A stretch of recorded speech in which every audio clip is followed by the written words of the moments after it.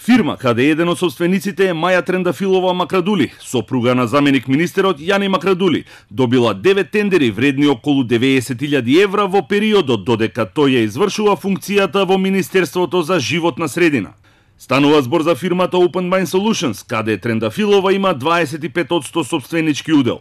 Според податоците од Бирото за јавни набавки, тендерите се склучени со повеќе државни агенции и јавни предпријатија и се за одржување на софтвери за сметководствени услуги и за финансии. Заменик министерот Макрадули вели дека нема ништо спорно во тендерите и работењето на фирмата на неговата сопруга.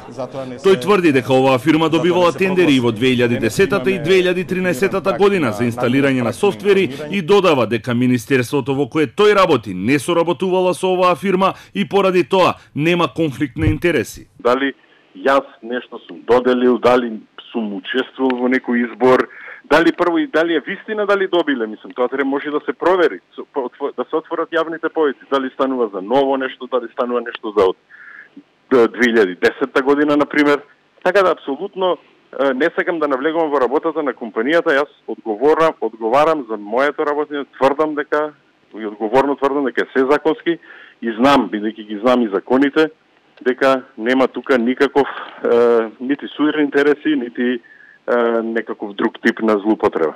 Демант стигна и од Националната агенција за европски образовни програми и мобилност, која во март минатата година склучила договор со Open Mind Solutions вреден 263.000 денари. Националната агенција за европски образовни програми и мобилност е речиси 10 години корисник на услугите на Open Mind Solutions, која е компанија што се занимава со изработка и одржување на софтвер за финансиско работење на агенцијата.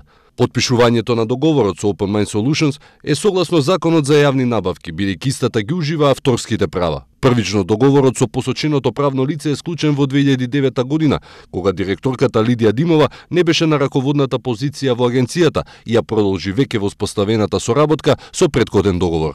Останува дилемата дали во овој случај има судирни интереси, со оглед на фактот што фирма, каде што собственик е сопруга на државен функционер, добива тендери од државни институции. Ова би требало да го испита антикорупцијската комисија, која повеќе од една година не функционира.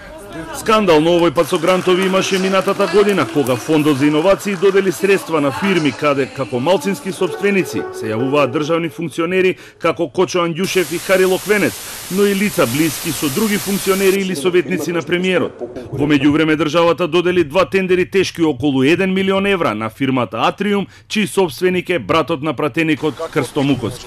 Како што гледате, цело време сум достапен на судот.